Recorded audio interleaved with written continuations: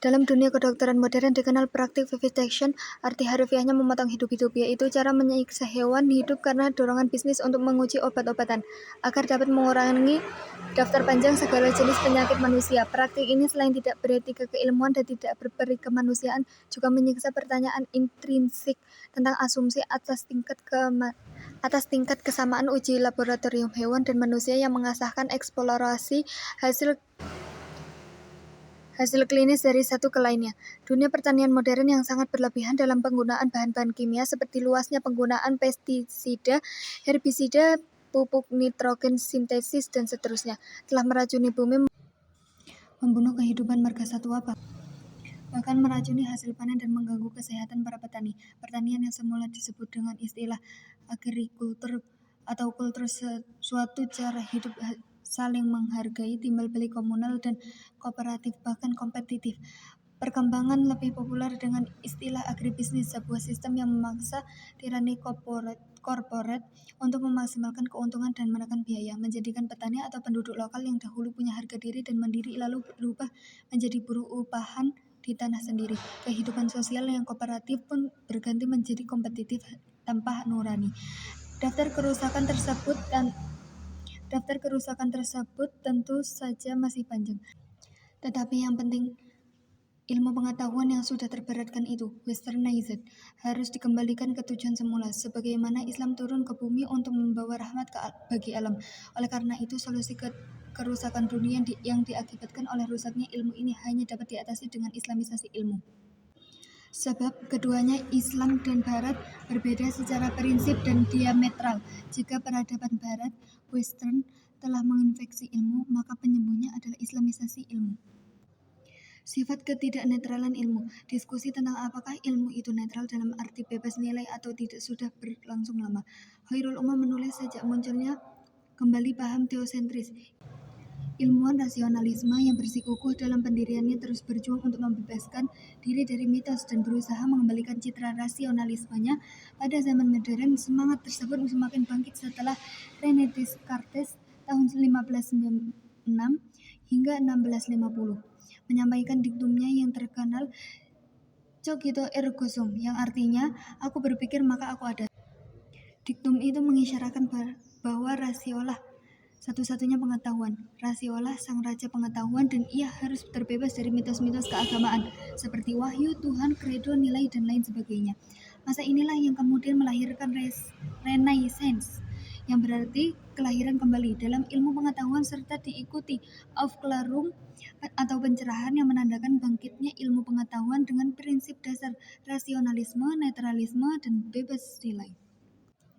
Ide ini berkembang seiring dengan berkembangnya sains dan teknologi di Barat, bermula dari para filsuf Inggris seperti David Hume tahun 1711 hingga 1776 dan John Locke 1632 hingga 1704 yang memberikan reaksi keras terhadap pemikiran rasionalisme.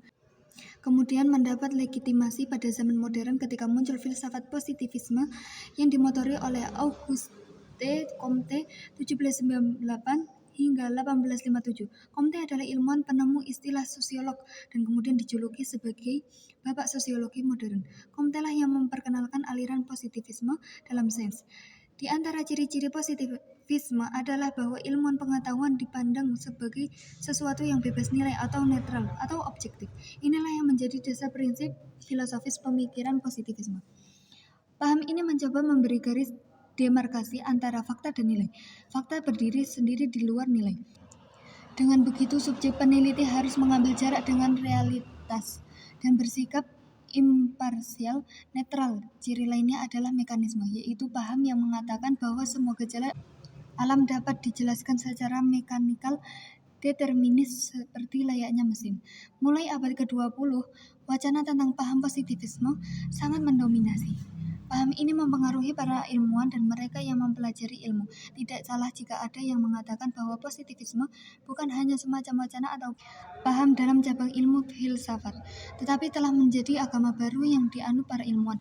Positivisme telah dilembagakan di institusi pendidikan dan dijadikan doktrin bagi berbagai ilmu-ilmu yang berkembang dengan tetap berpegang teguh pada prinsip bebas nilai dan objektif. Selain masalah ilmu bebas atau tidak bebas nilai di dunia sains modern, muncul istilah objektif. Maksudnya adalah masalah yang diteliti mempunyai objek yang jelas dalam hal ini. Objek fisik. Ilmu yang objeknya tidak jelas, tidak fisik, maka dinilai tidak objektif. Ilmuwan atau peneliti yang memasukkan unsur nilai ke dalam penelitian juga disebut tidak objektif. Objektivitas dimaksud untuk memisahkan objek dari subjek peneliti atau ilmuwan itu sendiri. Apabila sang ilmuwan masuk memberikan nilai para ilmu yang diteliti, dikatakan ia tidak objektif. Khairul menulis untuk memperkokoh pandangan tersebut. Positivisme menetapkan syarat-syarat bagi ilmu pengetahuan, yaitu dapat atau teramati, observable, dapat atau terulang, repeatable, dapat atau terukur, measurable, dan dapat atau teruji, testable, dan dapat atau teramalkan, predictable. Dengan begitu, objek ilmu pengetahuan harus berupa fakta-fakta empirik atau semesta yang hadir secara mandiri dan dapat diindera oleh subjek peneliti, di mana itu berarti bahwa hal-hal yang tidak dapat diindera oleh manusia sebagai subjek utama dari ilmu itu sendiri tidak dapat dikatakan sebagai ilmu pengetahuan, termasuk di dalamnya yang menyangkut metafisika. Dari penjelasan di atas dapat dipahami bahwa sedikit demi sedikit hal-hal yang bersifat metafisika, termasuk di dalamnya agama, disingkirkan dari pembahasan sains. Sains, terutama sains alam, haruslah nyata dan dapat diindra, baik langsung maupun menggunakan alat. Selain itu, di dalam metode ilmiahnya pun sains mengacu pada sesuatu yang bersifat logis dan empiris. Karakteristik sains menurut mereka adalah bahwa ia harus didapat melalui metode ilmiah yang sudah baku, yaitu metode logiko-hipotetiko-verifikatif. Metode ini terlebih dahulu mencoba mengkaji pengetahuan dengan cara memikirkan sesuatu sesuai dengan aturan berpikir yang logis, rasional, atau masuk akal, logiko, dan bukan melalui aturan kepercayaan atau keyakinan mistis. Kemudian dengan aturan berpikir secara logis tadi dicoba untuk dapat ditarik hipotesis, hipotetiko. Dari hipotesis tersebutlah kemudian ilmu pengetahuan harus dapat membuktikannya secara empiris, verifikatif. Dengan demikian, menurut ilmuwan barat, empirisme dalam sains semakin mengarah pada ide netralitas sains. Teori dan metode ilmiah dibangun dengan suatu pandangan bahwa sains itu empiris, objektif, dan logis, sehingga dengan begitu bersifat netral. Pada tahap selanjutnya, paham netralitas ilmu atau sains terus berkembang dan dikembangkan oleh para ilmuwan sebagai ide dasar bagi pengembangan ilmu pengetahuan itu sendiri. Meski kemudian sempat terjadi pertarungan yang sengit selama kurang lebih 250 tahun antara ilmuwan yang berpegang pada prinsip ilmu bebas nilai dan netral atau objektif, dengan ilmuwan yang berkeyakinan bahwa ilmu itu terikat oleh nilai, tidak netral, dan penuh dengan keterkaitan subjektif. Namun pandangan netralitas ilmu terus menenangkan idenya tersebut. Meskipun pandangan ilmu bebas nilai itu tidak sesuai dengan pandangan Islam, akan tetapi keyakinannya pandangan tersebut saat ini mengalami kemajuan besar di bidang sains. Sains menunjukkan kemajuannya di bidang teknologi terapan yang banyak membawa manfaat bagi banyak orang, sehingga pandangan ilmu bebas nilai itu benar-benar menjadi prinsip para ilmuwan dalam mengembangkan pengetahuannya, terutama di bidang ilmu pengetahuan alam. Hal ini menambah kesulitan bagi pandangan ilmu tidak bebas nilai untuk memahamkannya kepada para ilmuwan modern, termasuk di dalamnya ilmuwan muslim. Akan tetapi, merebaknya pandangan ini bukan tanpa perlawanan. Tidak sedikit pula di kalangan ilmuwan, meskipun tidak sepopuler, yang berpandangan sebaliknya, yang membantah bahkan menentang klaim ilmu bebas nilai. Pandangan ini tidak saja ditolak oleh ilmuwan muslim seperti Syekh Muhammad Naqib Al-Atas, Ismail Raji Al-Faruqi, Syed Hussein Nasr, Ziauddin Sardar, dan lain-lain. Tetapi juga ilmuwan barat sendiri seperti Karl R. Popper, para filsuf mazhab Frankfurt, Paul Feyerabend, Wittgenstein, Paul Ehrlich, Thomas Kuhn, dan lainnya. Mereka berpendapat bahwa ilmu itu tidak bebas nilai, melainkan terikat dengan nilai-nilai tertentu. Di balik klaim bebas nilai tersembunyi nilai-nilai ideologis yang mempunyai maksud tersendiri. Ilmuwan zaman dulu seperti Aristoteles, pun sudah berasumsi bahwa ilmu itu tumbuh dengan nilai-nilai. Keduanya menyatu dan tak terpisahkan satu sama lain. Realitas objek dan subjek saling berkaitan satu sama lain dan sulit untuk dipisahkan. Sedangkan ilmuwan di zaman kontemporer pun berpendapat demikian. Gahral sebagaimana dikutip oleh Khairul berasumsi dasar bahwa pertama, fakta tidak bebas melainkan bermuatan teori. Kedua, validitas teori. Tidak suatu teori pun yang dapat sepenuhnya dijelaskan dengan bukti-bukti empiris. Kemudian muncul fakta anomali selalu ada. Ketiga, fakta tidak bebas melainkan syarat nilai. Keempat, interaksi antara subjek dan objek penelitian. Hasil penelitian bukan reportase objektif, melainkan hasil interaksi manusia dan semesta yang syarat persoalan dan senantiasa berubah. Para ilmuwan ini menyatakan bahwa seorang ilmuwan meneliti dan mengamati objek penelitian berada dalam kerangka pemahaman yang dimilikinya, bahwa hukum-hukum alam yang ada di alam semesta ini, dalam bahasa Khairul, tidak menguraikan dirinya sendiri. Ia terbentuk menjadi teori ilmu yang berangkat dari beberapa cara pandang, pemikiran, pengaruh personal, pertimbangan, kekelompokan sosial, nilai, dan lainnya. Oleh karena itu, yang sebenarnya adalah ilmu itu tidak bebas nilai dan objektivitas. Suatu ilmu selalu berada pada subjektivitas dan nilai-nilai. Beberapa ilmuwan yang aktif mengemukakan pandangan ilmu itu tidak bebas nilai. Di antaranya adalah Karl Raimund Popper tahun 1902 sampai 1994. Ia adalah seorang pemikir Jerman yang juga aktif dalam lingkaran Wina.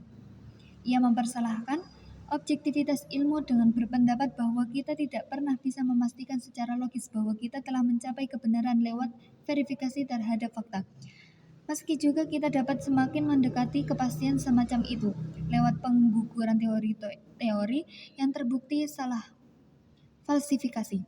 Ilmuwan yang paling aktif dan banyak dikutip pendapatnya tentang ketidakbebasan ilmu adalah Thomas S. Kuhn, seorang ilmuwan fisika dan sejarawan filsafat ilmu. Ia berpendapat bahwa ide netralitas ilmu atau bebas nilai hanyalah sekedar ilusi.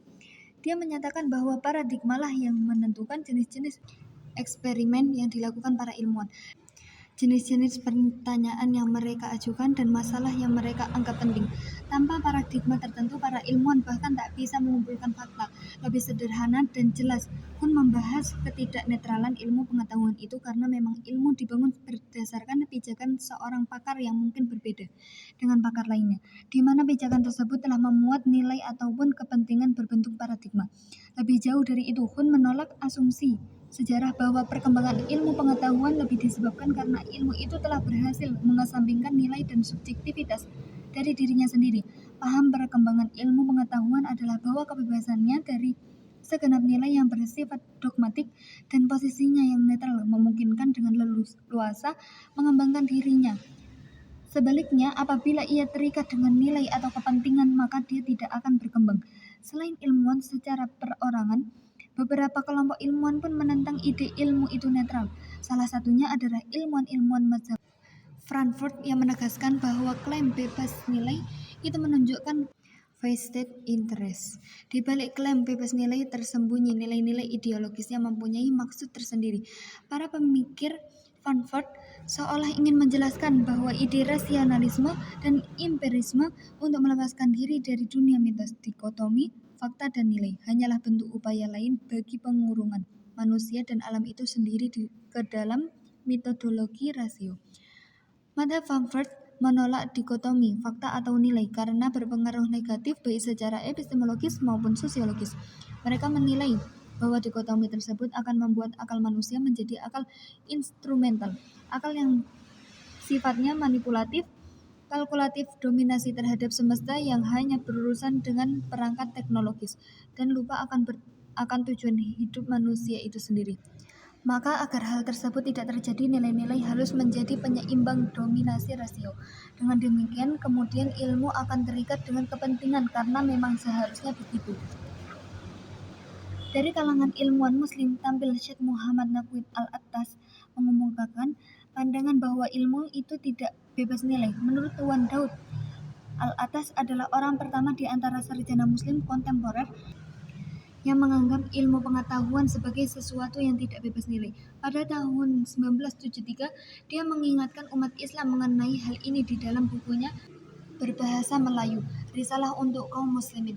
Kita harus mengetahui dan menyadari bahwa sebenarnya ilmu pengetahuan tidak bersifat netral, bahwa setiap kebudayaan memiliki pemahaman yang berbeda-beda mengenai meskipun di antaranya terdapat beberapa persamaan antara Islam dan kebudayaan Barat terbentang pemahaman yang berbeda mengenai ilmu. Dan perbedaan itu begitu mendalam sehingga tidak bisa dipertemukan. Ilmu telah diresapi elemen-elemen pandangan hidup, agama, kebudayaan, dan peradaban seseorang. Selain itu, sering pendapat dan spekulasi yang merefleksikan unsur-unsur kepribadian, agama, dan kebudayaan.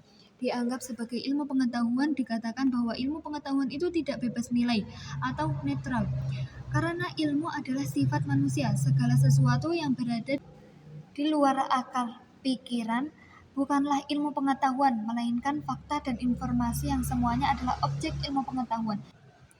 Ilmuwan Muslim yang lebih muda pun seperti Sardar menyuarakan hal yang sama. Ia menyatakan jika sains itu sendiri netral, maka sikap kita dalam mendekati sains itulah yang menjadi sains itu sekuler atau Islami.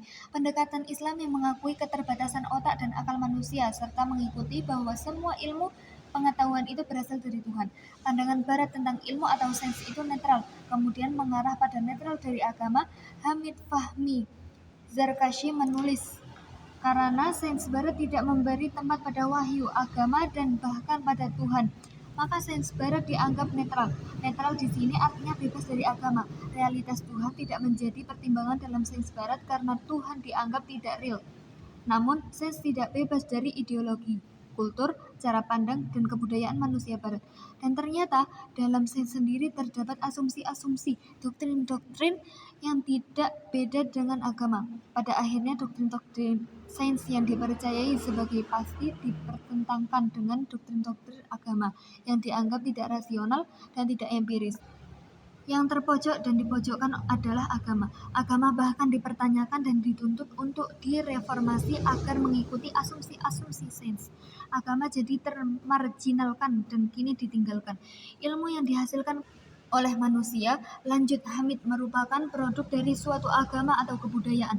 Disinilah nantinya akan ditemukan bahwa ilmu itu tidak bebas nilai, not value free, seperti yang disebarkan peradaban Barat selama ini, tetapi syarat nilai. Ilmu yang di dalam peradaban Barat sekuler diklaim sebagai bebas nilai, sebenarnya tidak benar-benar bebas nilai, tetapi hanya bebas dari nilai-nilai keagamaan dan ketuhanan. Paham keilmuan yang sekularistik inilah sebenarnya yang sedang melanda pemikiran Muslim saat ini. Paham ini sudah tentu dapat menghambat dan menyelewengkan pembangunan peradaban Islam.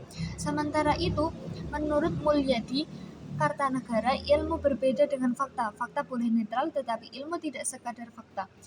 Ia fakta plus penjelasan dari sang ilmuwan. Justru ketika ilmu melibatkan penjelasan, ilmu tidak lagi bersifat netral atau objektif dalam arti yang sebenar-benarnya.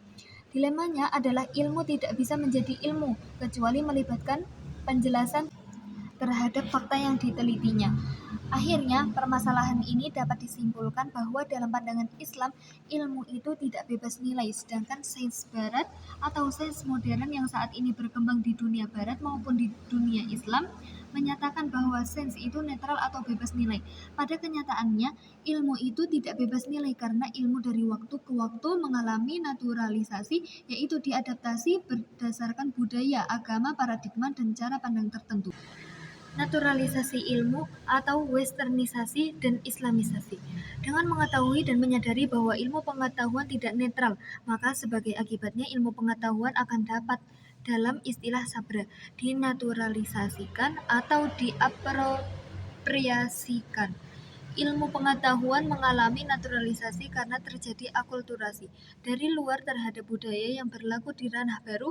Melalui proses inilah ilmu tersebut kemudian menjadi terasimilasi serta penuh pada tuntutan-tuntutan kebudayaan negeri tersebut, termasuk agamanya.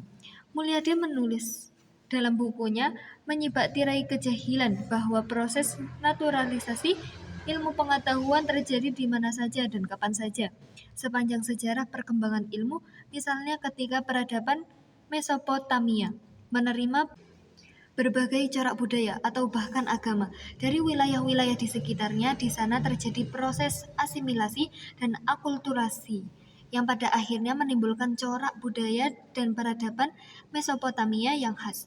Demikian juga ketika para filsuf awal Yunani mengolah informasi ilmiah filosofis yang mereka himpun dari wilayah-wilayah sekitarnya, khususnya Mesir dan Suriah. Mereka mengadakan pewargaan naturalisasi terhadap ilmu-ilmu yang mereka peroleh di sana dengan corak khas pemikiran Yunani pada saat itu, yang bersifat rasionalistis. Kita tahu dari Abul Hasan al-Amiri, seorang filsuf Muslim abad ke-10, bahwa Pythagoras belajar geometri dan matematika dari orang-orang Mesir, sedangkan belajar fisika al-ilm al-ilahi dari sahabat-sahabat Nabi Sulaiman, ashab Sulaiman. Demikian juga Empedokles, menurutnya, belajar filsafat dalam waktu cukup lama dari Luqman al-Hakim, seorang filsuf masa Nabi Daud. Namun ketika kembali ke negerinya, Empedokles dikatakan mengembangkan ilmu yang diperolehnya itu sesuai dengan corak pemikirannya yang khas. Oleh karena itu, kata Al-Amiri, kita tidak perlu heran kalau pemikirannya banyak yang bertentangan dengan ajaran atau pandangan keagamaan gurunya. Dengan demikian, kita dapat mengatakan bahwa para filsuf besar Yunani seperti Pythagoras, Empedokles, Plato, dan Aristoteles telah melakukan naturalisasi terhadap ilmu-ilmu yang mereka peroleh dari sumber-sumber yang lebih awal, yang biasanya dikatakan lebih bersifat mitologis daripada ilmiah, ke dalam sebuah kerangka kerja ilmiah filosofis mereka yang lebih rasional. Ilmuwan Muslim terdahulu juga melakukan naturalisasi ilmu dengan menyerap dan mengadaptasi ilmu-ilmu dari Yunani. Naturalisasi atau Islamisasi awal Islam ini akan diuraikan pada bagian sejarah Islamisasi ilmu pengetahuan. Sedangkan ilmu-ilmu Islam yang berkembang di abad pertengahan kemudian dibawa atau diambil Barat dan dinaturalisasi dengan cara disekularisasi. Dengan ilmu yang telah disekularisasi tersebut dibangunlah peradaban Barat yang sekarang ini telah berjaya. Untuk itu perlu kita ketahui proses terjadinya sekularisasi dan rasionalisasi ilmu yang sebelumnya mempunyai aspek-aspek spiritual akhirnya dihilangkan sama sekali, tinggal aspek rasio semata. Peradaban Barat muncul didukung oleh ilmu pengetahuan yang berlandaskan pada aspek rasio semata, bermula dari seorang filsuf Barat bernama René Descartes. Dalam kurung Masehi 1650 yang bergelar Bapak Filsafat Modern yang mengemukakan sebuah pameo yang terkenal sampai saat ini, yaitu Cogito ergo sum, yang artinya aku berpikir maka aku ada. Descartes tidak saja mengukur suatu kebenaran dengan rasio, tetapi mengakui eksistensi seseorang hanya mereka yang menggunakan rasio sebagai asas tingkah lakunya. Pendapat Descartes tentang sumber ilmu adalah rasio dari panca indera ini dikembangkan oleh para filsuf lain seperti Thomas Hobbes, Masehi 1679, Benedict Spinoza, Masehi 1677, John Locke, Masehi 1704, George Berkeley, Masehi 1753, Francois Marie Voltaire, Masehi 1778, Jean-Jacques Rousseau, Masehi 1778, David Hume, Masehi 1776, Immanuel Kant, Masehi 1804, George Friedrich Hegel, Masehi 1831, Arthur Schopenhauer, Masehi 1860, Soren Kierkegaard, Masehi 1855, Edmund Husserl, Masehi 1938, Henry Bergson, Masehi 1941, Alfred North Whitehead, Masehi 1947, Bertrand Russell, Masehi 1970, Martin Heidegger, Masehi 1976, Emilio Betti, Masehi 1968, Hans-Georg Gadamer, Jürgen Habermas, dan lain-lain.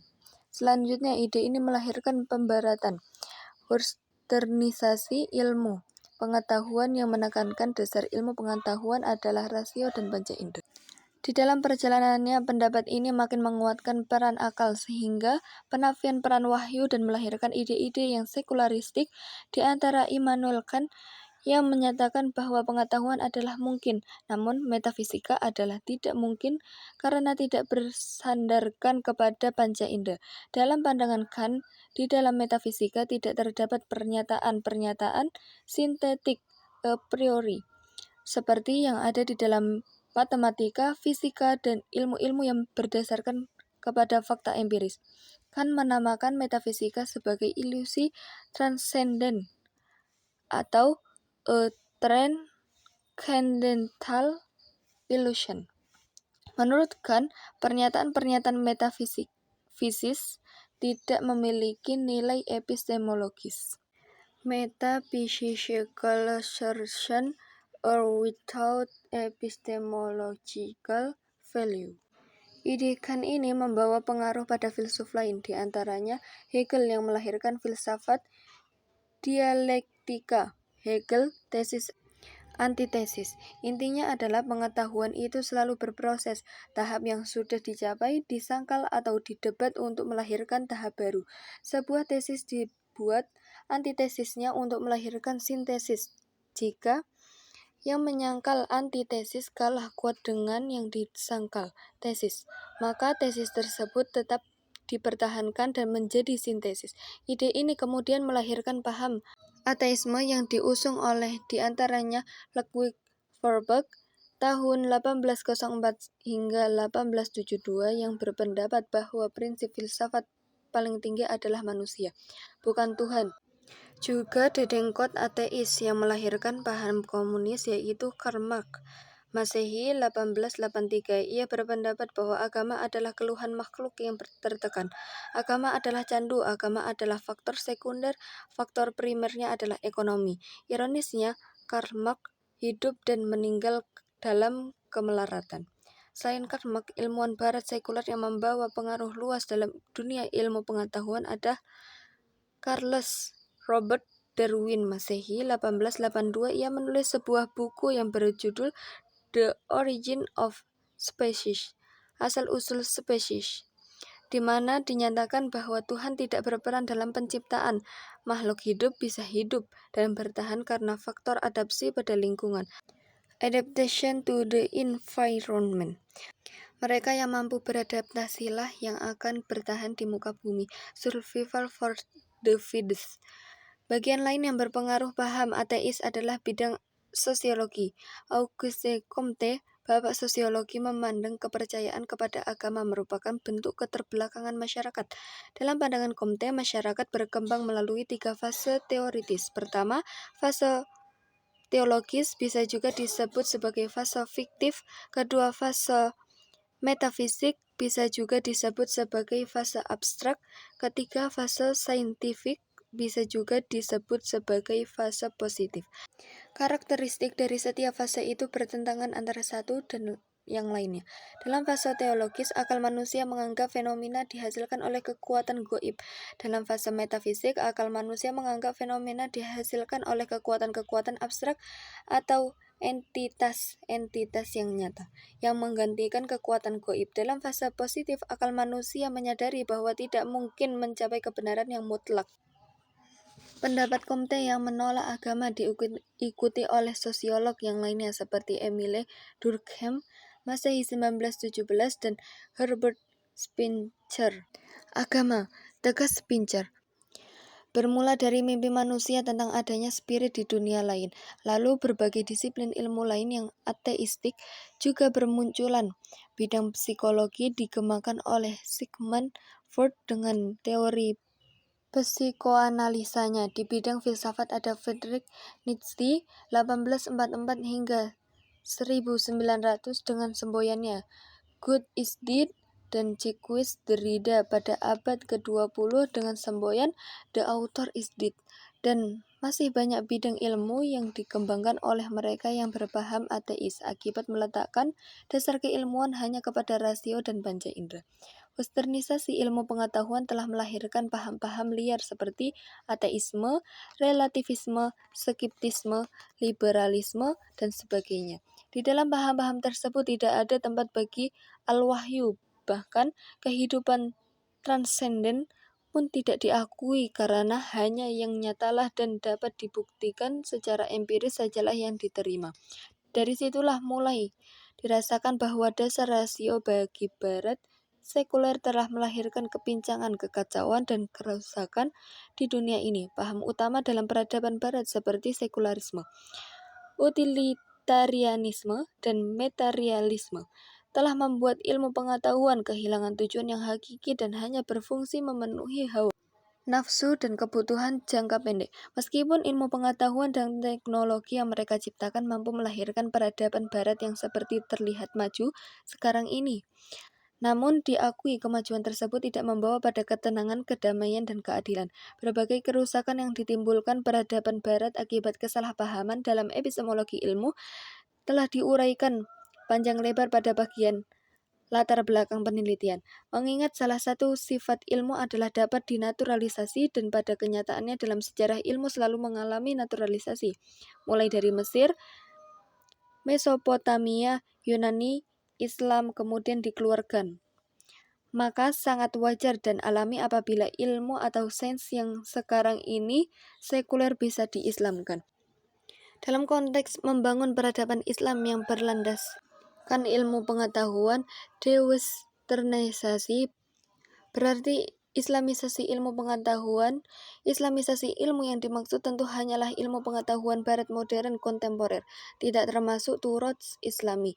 Ilmu ini atau Turots tidak pernah terpisah dari Tuhan sebagai hakikat sebenarnya dan sumber ilmu pengetahuan.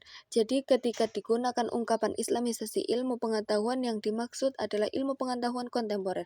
Ide Islamisasi ilmu pengetahuan muncul dari premis bahwa ilmu pengetahuan kontemporer tidak bebas nilai, value free, tetapi syarat nilai, value laden. Ilmu pengetahuan yang tidak netral ini telah diinfus ke dalam praduga-praduga agama, budaya, dan filosofis, yang sebenarnya berasal dari refleksi kesadaran dan pengalaman manusia Barat. Jadi ilmu pengetahuan modern harus diislamkan. Mengislamkan ilmu bukanlah pekerjaan mudah seperti labelisasi. Selain itu, tidak semua dari Barat berarti ditolak karena terdapat sejumlah persamaan dalam Islam.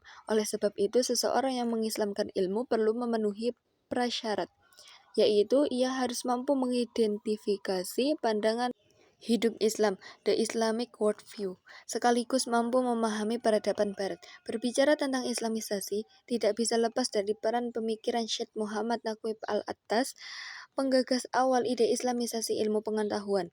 Al-Attas menurut Wendaud telah menemukan 3 di antara temuan ilmiah terpenting dunia Islam abad ini, yaitu problem terpenting yang dihadapi umat Islam saat ini adalah masalah ilmu pengetahuan.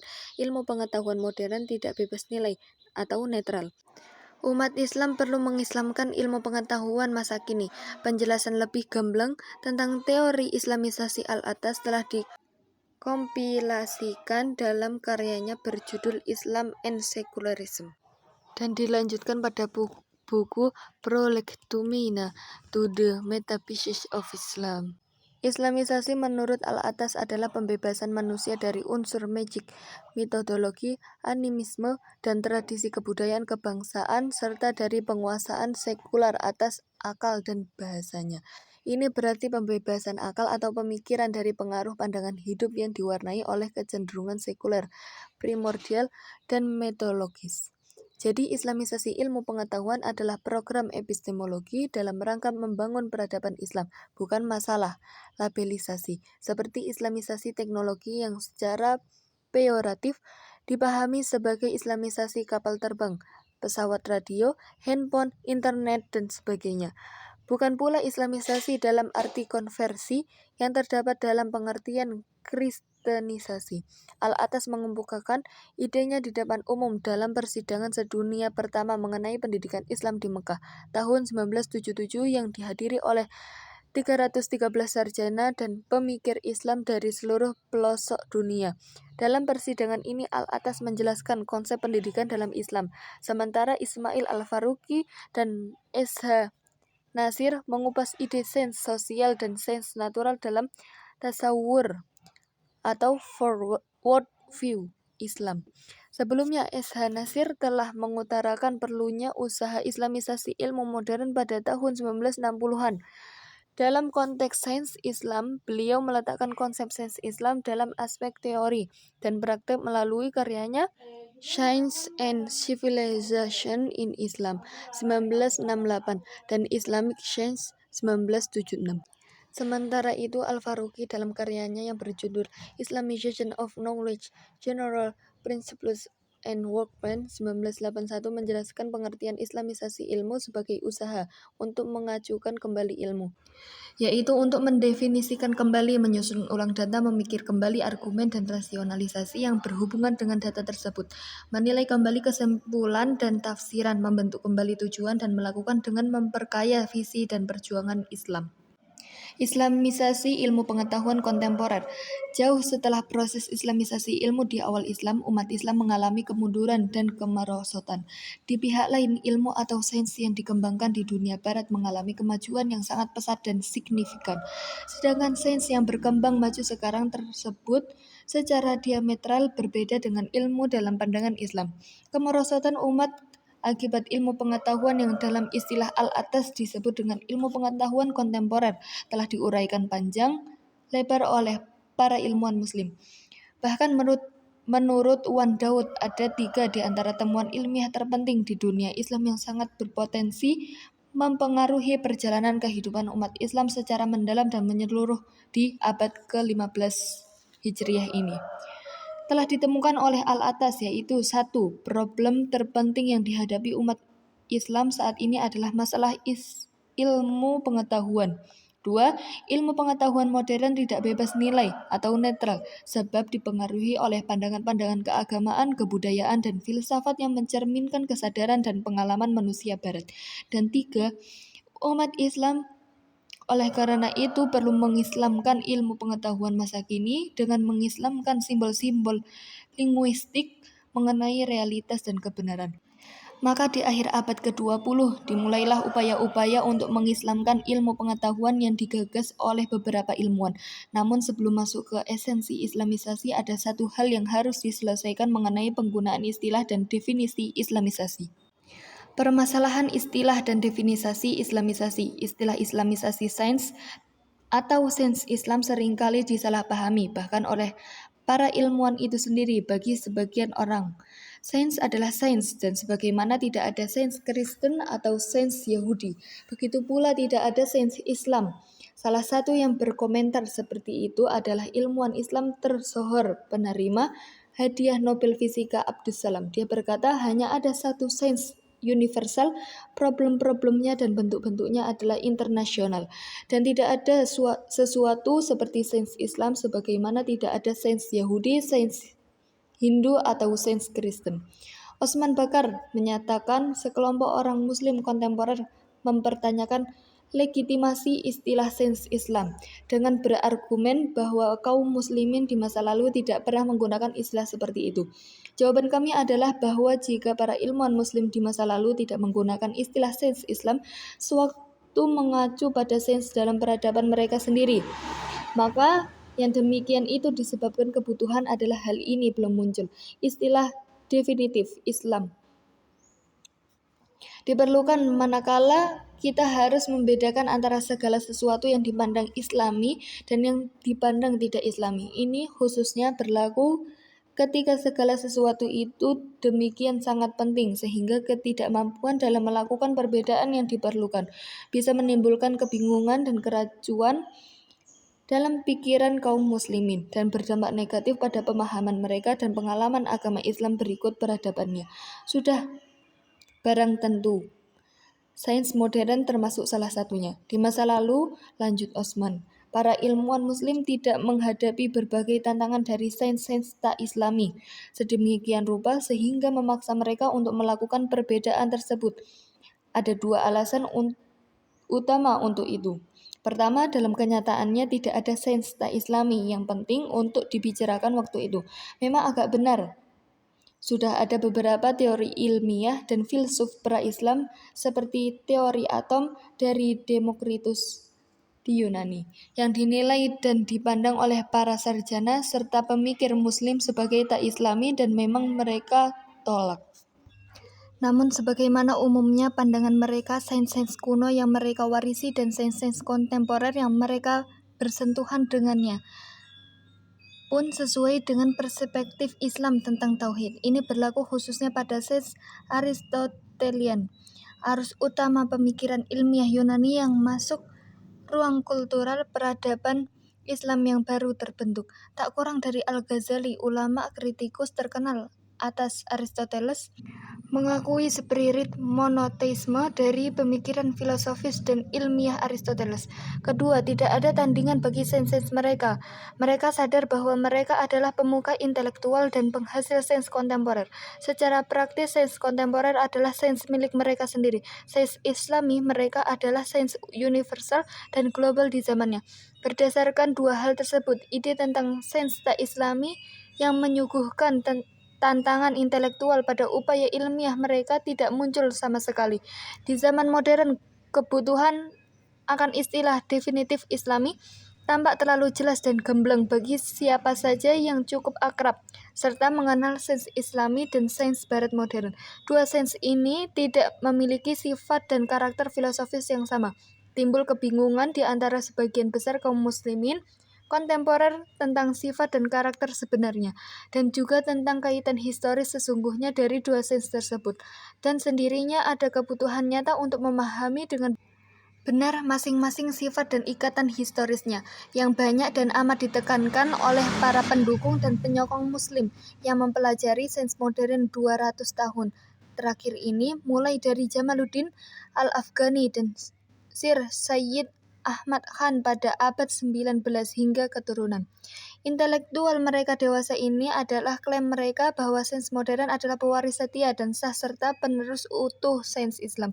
Sesungguhnya lah, Al-Afghani berargumen bahwa tidak ada perbedaan sifat dan karakter antara sains modern dan sains yang dihasilkan oleh para filosofis saintis Muslim seperti Al-Farabi dan Ibnu Sina.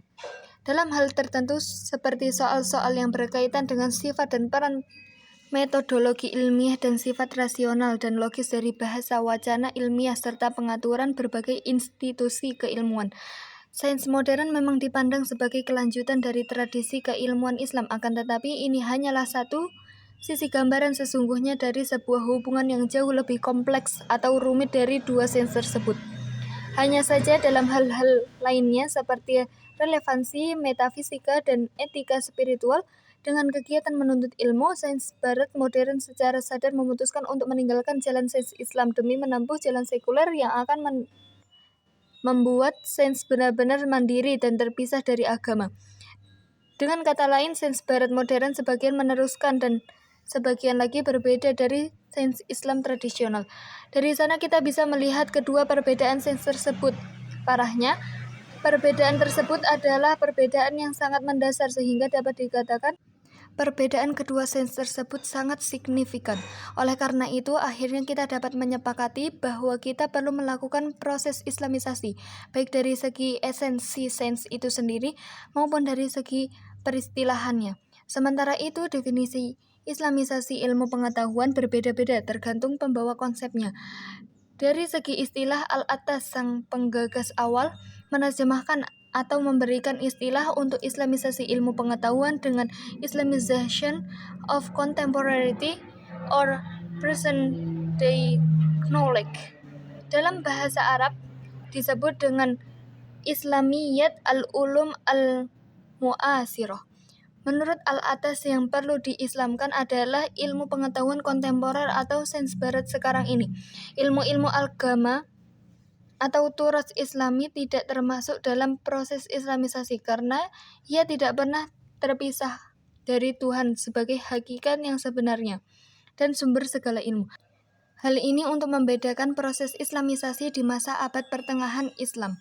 Al-Attas mendefinisikan proses islamisasi ilmu pengetahuan sebagai pembebasan manusia dari unsur magic, metodologi, animisme, dan tradisi kebudayaan kebangsaan serta dari penguasaan sekuler atas akal dan bahasanya. Ini berarti pembekalan akal atau pemikiran dari pengaruh pandangan hidup yang diwarnai oleh kecenderungan sekuler primordial dan mitologis. Sedangkan Al-Faruqi menyebut istilah Islamisasi ilmu pengetahuan dengan Islamization of knowledge, dan istilah ini yang paling sering disebut dalam bahasa Arab disebut dengan Islamiyatul Ma'rifah, yang bermakna bahwa segala disiplin ilmu, baik kontemporer maupun tradisi Islam, mesti diislamkan. Namun istilah ini banyak ditentang, terutama oleh Al-Atas, karena mengandung arti semua ilmu, termasuk ilmu-ilmu agama juga harus diislamkan. Bagi Al-Faruqi, Islamisasi ilmu pengetahuan merupakan usaha untuk mengajukan kembali ilmu, yaitu untuk mendefinisikan kembali, menyusun ulang data, memikir kembali argumen dan rasionalisasi berhubung data itu, menilai kembali kesimpulan dan tafsiran, membentuk kembali tujuan, dan melakukan secara yang membolehkan disiplin itu memperkaya visi dan perjuangan Islam. Banyak para ilmuwan mendefinisikan Islamisasi ilmu pengetahuan, di antaranya MD Ghulam Muhyiddin, Asisten Profesor Department of Management Islamic University, Kustia, Bangladesh, menyatakan, makna dari Islamisasi ilmu pengetahuan adalah membebaskan aspek-aspek umum dari ilmu pengetahuan yang berhubungan dengan bentuk kehidupan praktis, rasa ketidakpercayaan, keraguan-raguan, dan rasa pesimistik. Kemudian merestrukturisasikannya melalui analisa-analisa dan penjelasan dari kalimat Allah SWT dan hadis Rasulullah SAW.